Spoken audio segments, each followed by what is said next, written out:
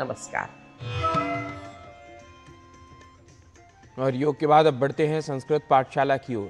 सत्यमेव जयते, भला इस प्रसिद्ध संस्कृत वचन से और इसके अर्थ गौरव से कौन अनभिज्ञ होगा। पर क्या आपने कभी सोचा है कि सत्यमेव जयते यह कहना अधिक ठीक है या सत्यमेव जयति का प्रयोग करना।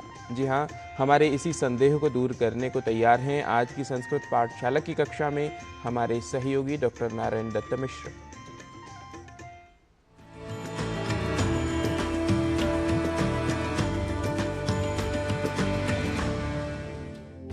नमो नमः संस्कृतानुरागिभ्यः समेषां स्वागतं संस्कृत पाठशालायाः अभिनवकक्षायाम्।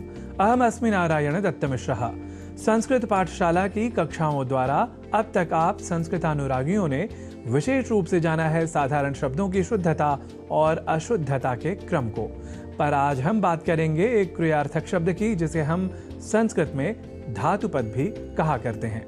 एक धातुपद या क्रियापरक शब्द है जयति, जिसे हम साधारणतः जयते इस रूप में अधिक लिखा पाते हैं। और इसी रूप से प्रभावित होकर हम में से कई जो सामान्य रूप से संस्कृत के जयते शब्द से परिचित नहीं होते, या हम कहें जयति इस शब्द से भी जो परिचित नहीं होते, वे जयते यह प्रचलित रूप भी जयति के स्थान पर बोल जाया करते हैं।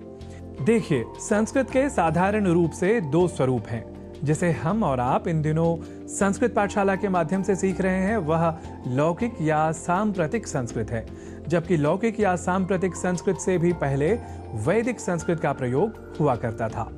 अब वैदिक संस्कृत से लोग सर्वथा अपरिचित हैं, हम ऐसा भी नहीं कह सकते। बस व्यवहार की भाषा अब वैदिक संस्कृत स्वरूप नहीं अपितु लौकिक, सांप्रतिक या आधुनिक संस्कृत है, यह अवश्य कह सकते हैं। इस लौकिक या आधुनिक संस्कृत का व्याकरण वैदिक व्याकरण से बस थोड़ी ही भिन्नता रखता है, यह हमें ध्यान में रखना चाहिए। तो यह सब जानकर अब लौटते हैं पुनः जयति और जयते के प्रयोग के प्रश्न पर।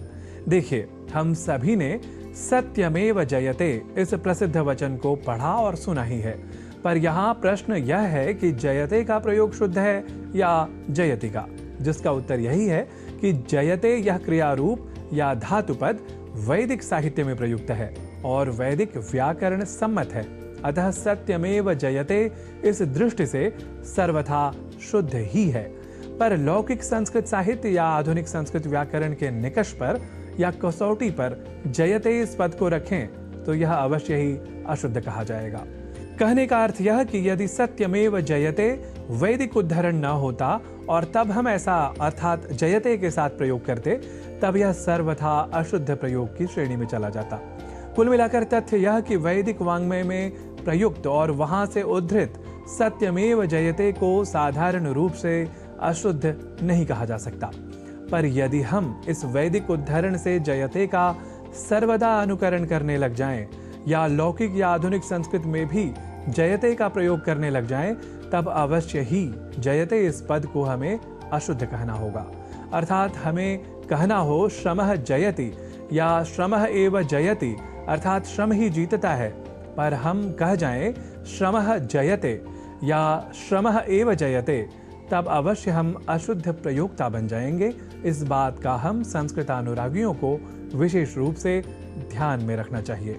और हाँ, यहाँ एक बात और भी, श्रम एव जयते के स्थान पर यदि हम श्रमैव जयते या फिर श्रमैव जयति हम यदि लिख जाएं और उसका धड़ल्ले से व्यवहार भी करने लग जाएं, तो यह पूरी तरह से अशुद्ध कहा जाएगा। यह भी भारतीय संस्कृति और संस्कृत के अनुरागियों को आत्मसात कर लेना चाहिए।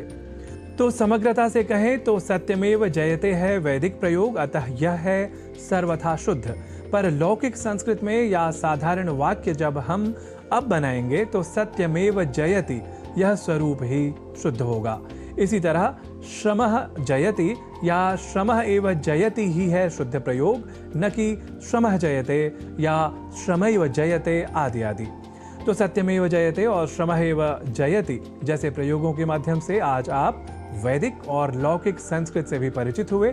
तो इसी तरह संस्कृतं ज्ञानं स्वकम् एवमेव सर्वतः संवर्धयन्तु भवन्तः इति कामयमानः साम्प्रतं भवदीयाम् अनुमतिमीहे पुनर्दर्शनाय। नमोस्तु।